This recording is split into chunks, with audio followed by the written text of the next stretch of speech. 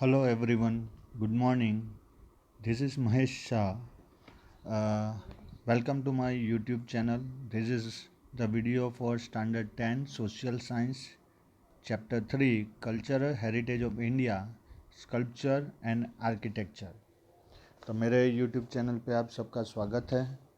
जो मेरा last video था वो चैप्टर 2 के ऊपर था, जिसमें हमने बात की थी गुजरात के अलग अलग डांस फॉर्म और इंडिया के क्लासिकल डांस फॉर्म, और जो ड्रामा आर्ट हमारा था इंडिया का उसके बारे में, और गुजरात के जो ट्राइबल डांस और लोकल डांस थे उसके बारे में हमने बात की थी। वो जो वीडियोस थे वो चैप्टर 2 के रिगार्डिंग थे, जिसका टाइटल था cultural heritage of India, traditional handicraft and fine arts, and this is about sculpture and architecture. So in this video we discuss about first start with introduction, then after we find the definition of sculpture, what is architecture, ancient India town planning, what is the creation held in Maurya art. We discuss about pillar inscription, especially pillar at Sarnath, which is our national emblem, four lion statue. Then after we talk about stone inscription, especially the Ashok stone inscription.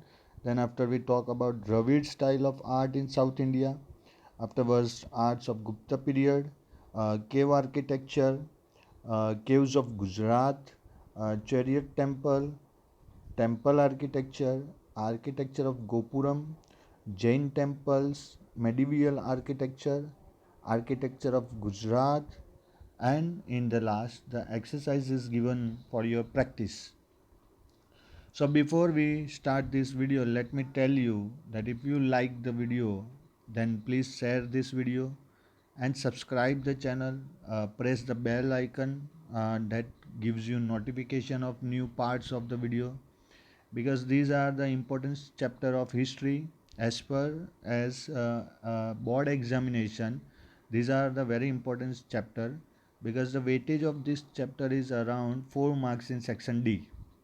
And this chapter, the topic is divided into many small sections, and all sections have its own importance. So you should learn this properly, and this is my duty to explain it properly. Otherwise, there is no meaning of the video. So, like the video, share the video, and subscribe the channel. So let's start chapter number 3, Social Science, Standard 10, GSCB Board. Cultural heritage of India, sculpture and architecture.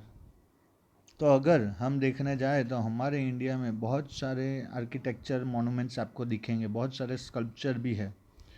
ये 5000 years old से लेके अभी तक जितने भी हमारे यहाँ building construction हुए हैं, उसके उसके पीछे जो टैलेंट है, जो स्किल है, उसकी बात है. अब आज के डेट में तो सब कंप्यूटर्स वगैरह आ गए हैं, तो बहुत सारा कंस्ट्रक्शन पूरे दुनिया में हो रहा है. बुर्ज खलीफा से लेके आप स्टेच्यू ऑफ यूनिटी की बात कर लो. पर जब पूरी दुनिया में सब लोग नोमैडिक लाइफ स्पेंड कर रहे थे, यानी जंगलों में घूम रहे थे, तब हमारी कंट्री में ऐसे ऐसे कंस्ट्रक्शन वर्क हुए हैं जो अनबिलीवेबल है. And that is the main point of this video. यहाँ पे हमें ये भी प्राउड होना चाहिए कि वी आर एन इंडियन. हम ऐसी कंट्री में रह रहे हैं जिस कंट्री में 5000 ईयर्स पहले इतना सारा स्किल था, इतना सारा टैलेंट था. और आज की डेट में भी we are one of the happiest people of the world. अभी जो कोरोना की वजह से जो भी रिसर्च हुए हैं, वो रिसर्च में एक बात सामने आई है कि इंडिया के जो पीपल है वो सबसे डिज़ायरफुल पीपल है, सबसे आशावादी लोग हैं दुनिया में. तो ये जो भी हमारे अंदर है, जो आज हम रिप्रेजेंट कर रहे हैं, that is because of our ancestor. क्योंकि वो इतने टैलेंटेड थे, इसलिए आज हम इतने टैलेंटेड हैं. तो इंडिया का जो कल्चरल हेरिटेज है वो पहले से ही एकदम एडवांस था और वर्ल्ड फेमस था. India is world famous for its rich cultural heritage. The art of sculpture and architecture has brought a unique identity to India. Town plannings of Indus culture of ancient India was greater than contemporary town planning of the world, and it is very remarkable. Sculpture means to carve the fillings on stone, wood, or on metal with hammer and chisel. तो हमारा culture पहले से ही इतना famous था, हमारी एक unique identity थी. और अगर इंड्यूस वैली की हम बात करें तो टाउन प्लानिंग जो आज के डेट में भी सब डेवलपिंग और डेवलप कंट्री में आप देखते हैं वो फोकस टाउन प्लानिंग के ऊपर ही करते थे. तो ये टाउन प्लानिंग का जो कॉन्सेप्ट था, यानी कैसा सिटी होना चाहिए, क्या फैसिलिटीज़ होनी चाहिए, कैसे घर बनाने हैं, घर में कौन सी फैसिलिटीज़ होनी चाहिए, कौन सी पब्लिक फैसिलिटीज़ होनी चाहिए, ये सब हम 3000 साल पहले जानते थे, जो आज की डेट में पूरी दुनिया में हमें देखने को मिलता है.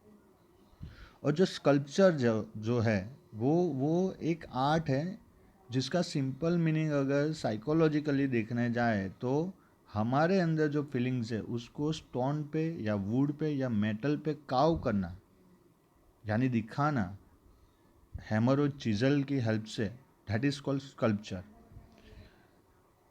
तो यहाँ पे फोटोग्राफ्स आप देख रहे हैं, ये सब पुराने फोटोग्राफ्स हैं. हमारा जो स्कल्पचर और आर्किटेक्चर है वो आप यहाँ पे देख सकते हैं. अब ये जितनी भी प्रोडक्ट्स हैं जो आप देख रहे हैं स्क्रीन के ऊपर, वो बनाने में हमने कोई मॉडर्न मशीनरी यूज़ नहीं की है. आप देख सकते हैं यहाँ पे ये बहुत सारे स्टेच्यूज़ हैं, स्कल्पचर्स हैं, ये मोनूमेंट्स है अलग अलग. तो the art of shaping figures और design with facial expression in round or in relief professionally performed by a sculptor with the help of chisel and hammer is known as sculpture. तो यहाँ पे आप देखिए कि आप कोई भी स्टेचू को देखेंगे तो वहाँ पे आपको फेशियल एक्सप्रेशन भी दिखेंगे, as well as body movement भी दिखेगी, दूसरे डिज़ाइंस आर्ट भी आपको दिखेंगे. और ये सिर्फ चीज़ल और हैमर से बना हुआ है. यहाँ पे कोई भी मॉडर्न टेक्निक या वो टाइम पे कोई ऐसा मशीन्स भी नहीं थे जिसको हम यूज़ करके ये बना सके. और आर्किटेक्चर क्या है, तो simple meaning of architecture means art of construction. तो आप यहाँ पे देख सकते हैं ताजमहल है, जो कि ये तो लेटेस्ट है, 1631 में ये कंस्ट्रक्शन चालू हुआ. पर ये अगर आप देखें पिलर्स, और अगर ये आप फोर्ट्स वगैरह देखें यहाँ पे, ये सब जो है ये बहुत पुराने बने हुए हैं. तो हमारा जो आर्किटेक्चर होता था उसका बेस था वास्तु शास्त्र में. अब जब नेक्स्ट चैप्टर 4 के वीडियोस हम देखेंगे तब हम ये हमारी जो स्किल थी, हमारा नॉलेज था साइंस, मैथमेटिक्स, वास्तु में, एस्ट्रोनॉमी में, उसके बारे में डिस्कस करेंगे. पर आज के डेट में भी अगर आप देखने जाओ तो अगर आप कोई प्रॉपर्टी परचेस करते हो तो आपके फादर या ग्रैंडफादर या फैमिली मेम्बर्स को देखना, वो वास्तु को खास देखेंगे. कौन सी डायरेक्शन में एंट्रेंस है, किचन कौन सी डायरेक्शन में है, बालकनी कौन सी डायरेक्शन में है. So these are the concept of vastu. The word vastu is use for architecture in Sanskrit language and it is very much renowned. In this reference art of construction building houses, towns, wells, forts, minarets, temples, mosques, and tombs is called architecture. Skill of architect is seen in the art of his architecture. तो आज की date में तो इसके special courses होते हैं. जैसे आपको 10th में अच्छे मार्क्स गेन क्यों करने हैं, क्योंकि 11th में अगर आप साइंस स्ट्रीम में जाते हो and you are studying with maths, then in future you become architecture and you can create this kind of things which makes your name immortal in the history. तो इसलिए अभी आपकी स्टडी के पीछे इतना फोर्स होता है, इतना अटेंशन दिया जाता है. क्यों? Because you make your future bright.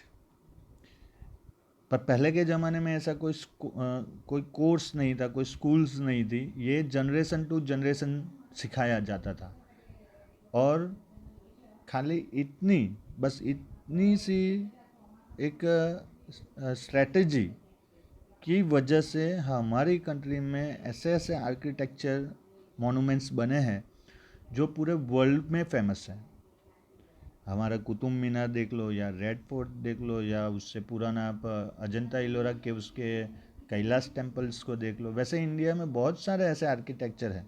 अब वो क्या है वो हम फिजिकली सब लोग एबल नहीं है कि जाएंगे और देखेंगे, पर ये चैप्टर के थ्रू एक हमारा जर्नी चालू होता है जिसमें हम पूरे इंडिया में और गुजरात में पहले के ज़माने में कौन कौन से मोनूमेंट्स और आर्किटेक्चर्स स्कल्पचर्स बने उसके बारे में हमें बहुत कुछ इन्फॉर्मेशन मिलने वाली है। And this is the plus point of studying social science, because this only subject gives you general knowledge. एक ऐसा सब्जेक्ट है जो एक ओशन जैसा है, बहुत बड़ा है। आप जितना इसमें जानने चाहोगे उतना आपके लिए कम है, पर अगर आप एफर्ट करोगे तो आपका इंटेलिजेंस या आपकी नॉलेज कांस्टेंट बढ़ेगी। तो let's start with the ancient town, ancient Indian town planning. तो यहाँ पे मैंने कुछ स्क्रिप्ट यहाँ पे आपको दी है, सॉरी थोड़ी स्लाइड्स है, आप ये देखना ध्यान से कि ये अलग अलग फॉर्म्स है, ये किस तरह से मैपिंग होता था और किस तरह से प्लानिंग होता था टाउन का, उसके बारे में यहाँ पे स्लाइड में आपको दिखेगा। यहाँ पे क्लियरली है सर्वतोभद्र टाइप का जो प्लानिंग होता था वो स्क्वायर के जैसा होता था। दूसरा है नंद्यवर्ता, वो सर्कल और स्मॉल रेक्टेंगल होता था। फिर है कर्मुका, सर्कल होता था। तो ये अलग अलग 3 टाइप हैं जो एक्चुअली में आपकी टेक्स्ट बुक में नहीं है, पर इस तरह से ये पैटर्न्स हाउसिंग की होती थी जो हमें देखने को मिली मोहेंजोदड़ो, हड़प्पा, लोथल, धोलावीरा, जो सिविलाइजेशंस थी हमारी पुरानी, वहाँ से। तो India has acquired expertise in the field of town planning. Many such towns have been found out during archaeological excavation work. The towns were divided into 3 sections. First, fort of rulers, जिसको बोलते थे citadel. Second, houses of administrative officers situated on the upper part of town. And third, residence of common people situated on the lower part of town. इसके ऊपर तो एक movie भी बनी थी मोहेंजोदड़ो, अगर आप उसको देखेंगे तो वहाँ क्लियरली पता चल जाएगा कि जो रूलर्स था, जो किंग थे, उनके फोर्ट एकदम ऊपर की साइड होते थे। फिर उसके सेकंड लेवल पे जो उनके एडमिनिस्ट्रेटिव ऑफिसर्स होते थे उनके हाउसेस होते थे, और एकदम बेस में नीचे वहाँ पे जो लोकल लोग सिटीजन्स होते थे उनके घर होते थे। तो जो रूलर्स थे उनके फोर्ट को सबसे ऊपर के पार्ट में बनाया जाता था टाउन के। फिर उसके नीचे वाला जो पार्ट होता था उसके और वो वहाँ पे आपको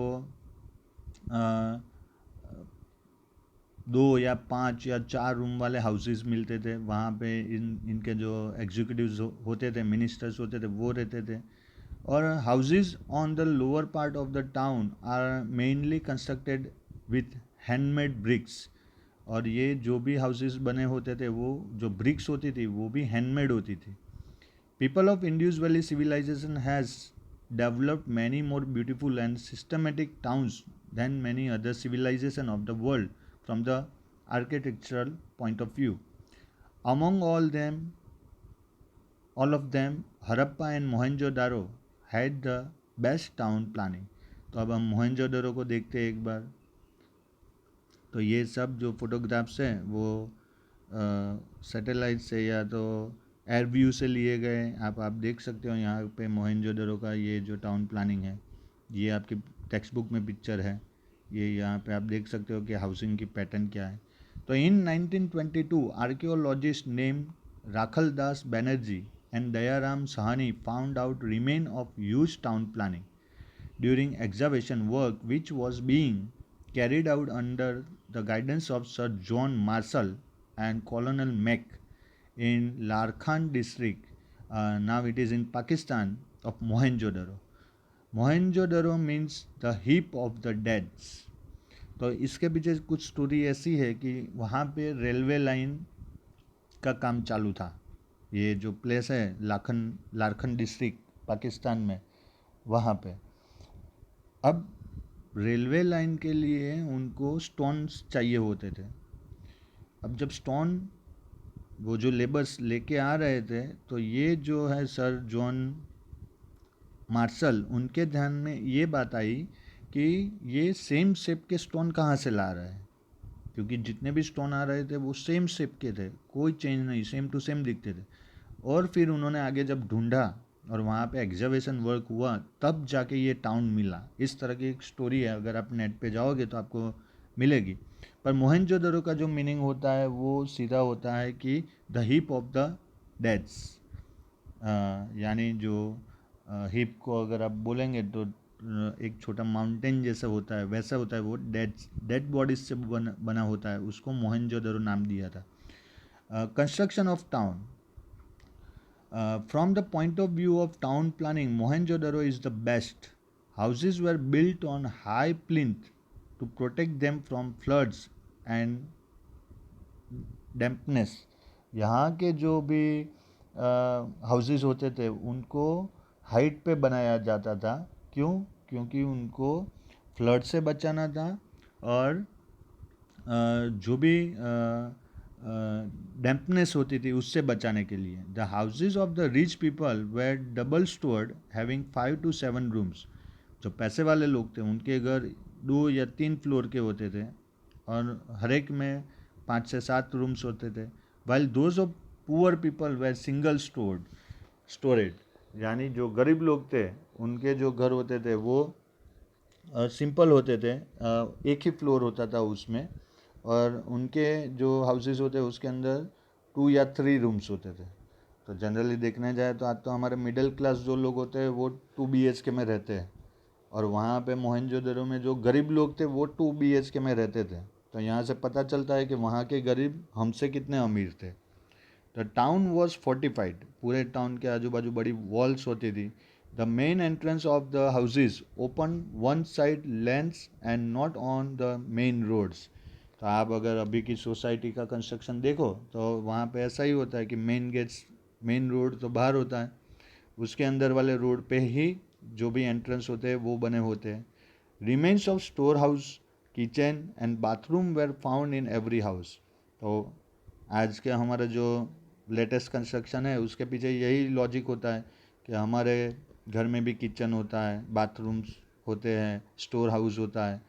वहाँ पे मोहनजोदड़ो में भी इतना एडवांस। अब ये सोचने वाली बात है कि जो स्टाइल 2500 से 3000 ईयर्स ओल्ड है उसको आज हम फॉलो कर रहे हैं, और हम ऐसा दिखाते हैं कि we are constructing latest houses with latest technology. पर यहाँ तो प्रूव हो रहा है कि हमारी आज की भी जो टेक्नोलॉजी है वो जो हमारी एंशियंट टेक्नोलॉजी होती थी उसको हमने कॉपी किया। There were proper arrangement of doors and windows to keep the house airy and ventilated. तो आज के डेट में भी जो भी नए फ्लैट्स या जो भी बनता है वहाँ पे क्लीन एयर या तो लाइट्स आ सके वैसा अरेंजमेंट होता है। अब वहाँ पे रोड्स कैसे होते थे? तो roads are the main feature of this town planning. The roads were 9.75 meters wide, इतने चौड़े होते थे, 9.75 मीटर एग्जैक्ट फिगर है। तो ये जो नंबर हमें मिलता है तो वो हमें ये सिखाता है, अगर आप यहाँ पे देखोगे ध्यान से तो ये जो है ये रोड है उनके। तो इतना एग्जैक्ट कैलकुलेशन कब होगा? जब मैथमेटिक्स पावरफुल होगा, तब इतना सॉलिड कंस्ट्रक्शन बन सकता है। The small link road cross the major ones at right angle. तो आज भी हम देख लो कहीं पे भी आप कि जहाँ पे मेन रोड एक दूसरे को कट करते हैं वहाँ 90 एंगल ही बनता है, 90 डिग्री एंगल ही बनता है। The roads were wide enough for a number of vehicles to pass at a time, क्योंकि वो टाइम पे इतने व्हीकल नहीं थे, कम व्हीकल थे, तो रोड वैसे ही बनते थे कि वो टाइम का जो ट्रैफिक था वो इजीली पास होता था। Pits on the road side suggest that there might have been lamp spots. तो वहाँ पे रोड पे जो हमें खड्डे मिले हैं वहाँ से हमें पिच यानी खड्डे, वहाँ से हमें पता चलता है कि वो वहाँ पे लैंप लगाने के लिए होगा, यानी स्ट्रीट लैंप। और तो रोड लैंप्स वो टाइम पे भी यूज़ होते थे। तो इससे हम ये जजमेंट ले सकते हैं कि वहाँ पे रात में भी ट्रांसपोर्टेशन होता होगा, तो ही नाइट लैंप की ज़रूरत पड़ती है। रोड्स ऑफ टाउन वेस्ट straight main roads without any turn. This is considered to be a speciality of ancient time. अब वो टाइम पे इतना नॉलेज होना वही अपने आप में एक बड़ी बात है। There were 2 main roads, one was going for north to south and the other was going from east to west. Both crossed each other at right angles, यानी हर एक डिरेक्शन में जाने के लिए रोड बने थे, और जहाँ पे भी ये रोड एक दूसरे को कट करते थे वहाँ पे 90 डिग्री का एंगल बनता था, जो एग्जैक्ट मेजरमेंट है। अब वहाँ की ड्रेनेज सिस्टम कैसी थी, ये जितनी भी बातें वो मोहनजोदड़ो की ही चल रही है। Drainage system is a unique feature of this town planning. Such a drainage system was found nowhere except the island of Crete in the Mediterranean Sea। तो ये जो ड्रेनेज लाइन है वो क्रीट आइलैंड जो था मेडिटेरियन सी में, वहाँ पे ऐसी मिली देखने को ड्रेनेज सिस्टम। अदरवाइज पूरी दुनिया में ऐसी ड्रेनेज सिस्टम कहीं नहीं थी सिवाय के हमारी कंट्री में। This system was build to drain dirty water out from the town. Each and every house had a caspit. This planned, systematic and efficient drainage system clearly proves that they were very careful about their health and hygiene।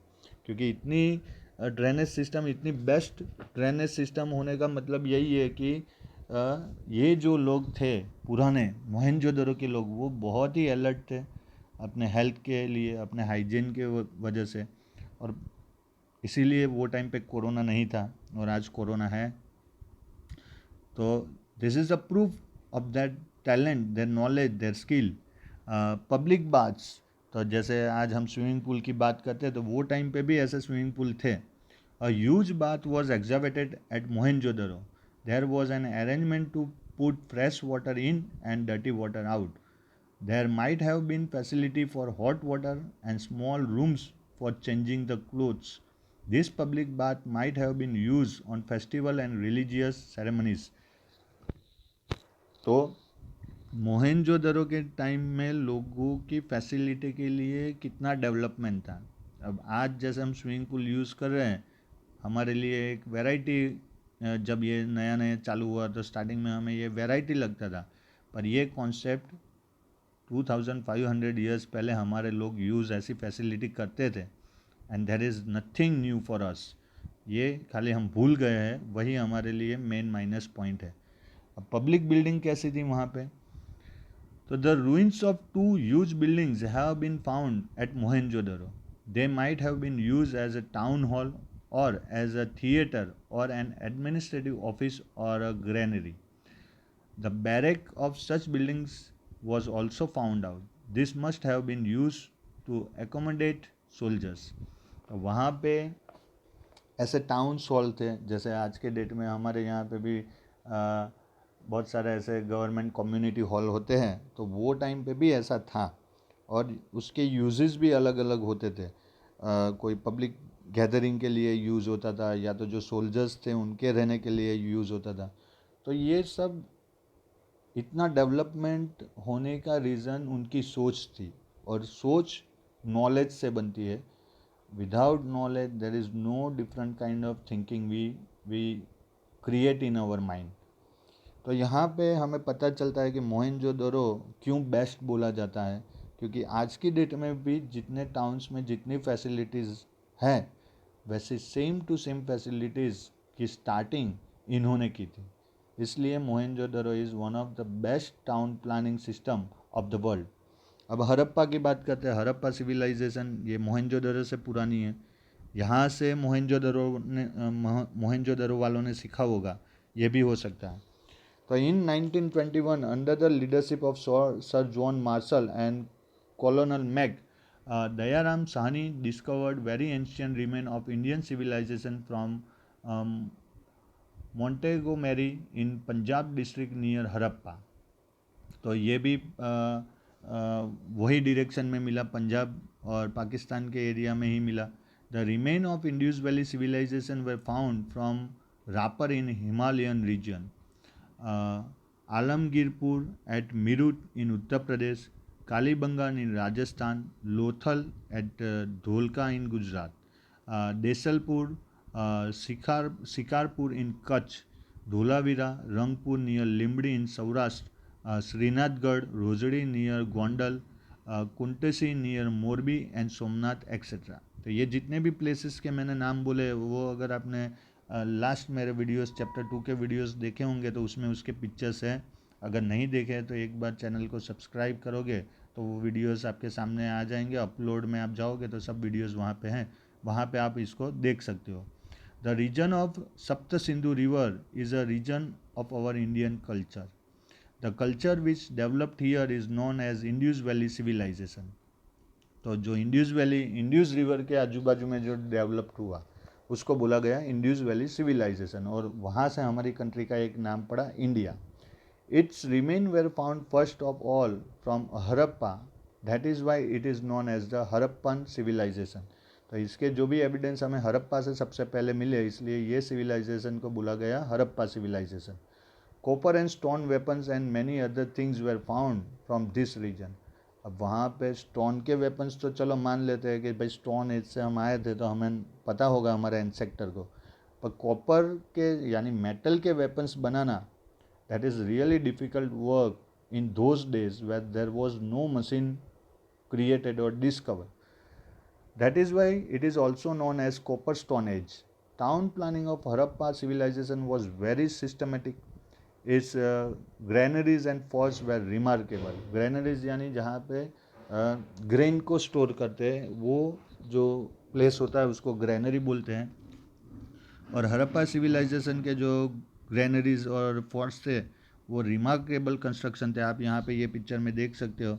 Second picture में second chapter के video में आपने ये देखा होगा, fine arts में statue beard man, तो ये भी हरप्पा सिविलाइजेशन के टाइम पे बना था।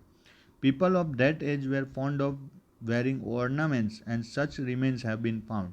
तो वो ज़माने में भी गोल्ड और सिल्वर और डायमंड्स के ऑर्नामेंट्स लोग यूज़ करते थे, जो हमने सेकंड चैप्टर में भी देखा था, और किस तरह से वो बनाते थे वो भी हमने फाइन आर्ट्स में देखा था। अब हम बात करते हैं धोलावीरा के बारे में कि ये जो टाउन था वो कैसा था। तो huge and systematic ancient town contemporary to Harappa civilization has been found 2 kilometre away from Dholavira village at Khadirbet in vast desert of Bhachau taluka which is about 140 kilometre away from Bhuj.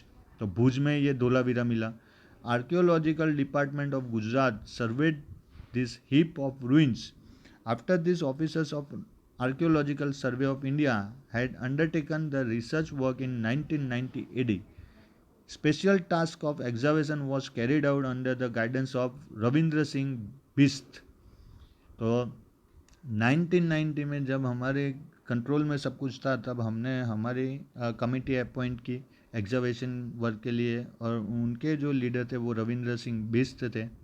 Remains at Dholavira places and main walls of town were painted with white color. तो वो time पे paint कैसे wall painting करनी है वो भी उनको पता था।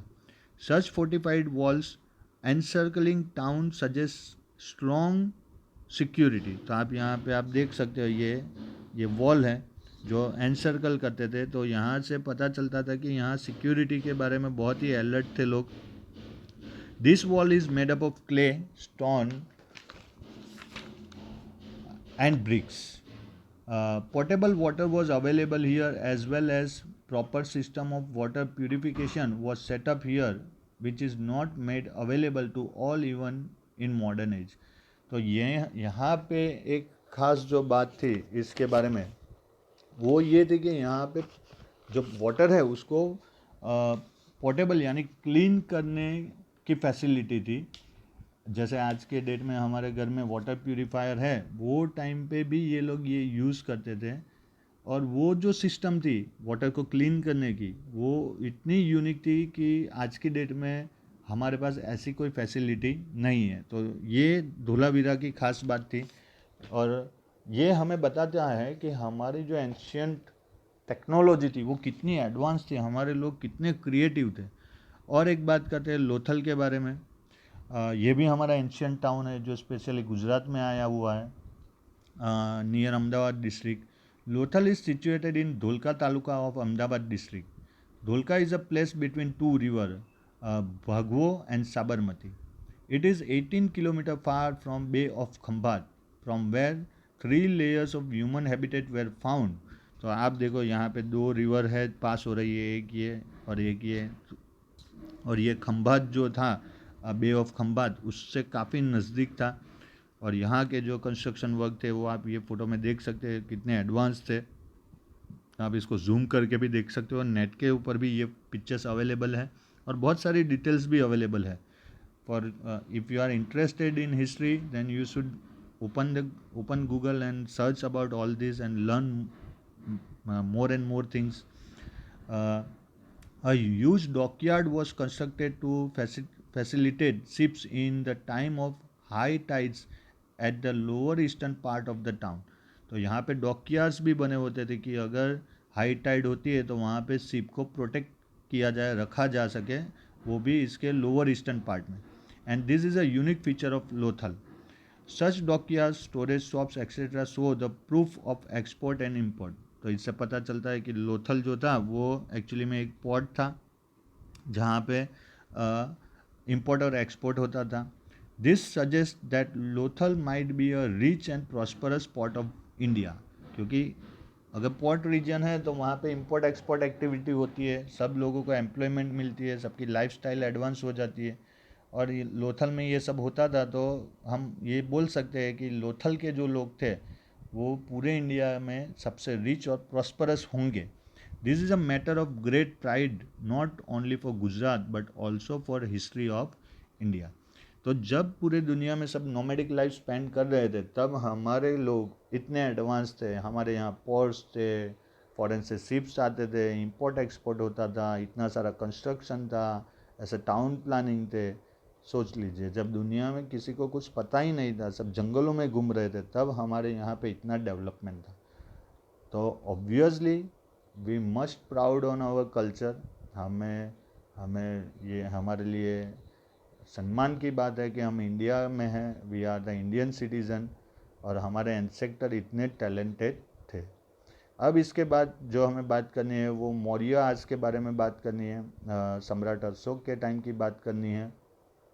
तो ये हम डिस्कस नेक्स्ट वीडियो में करेंगे.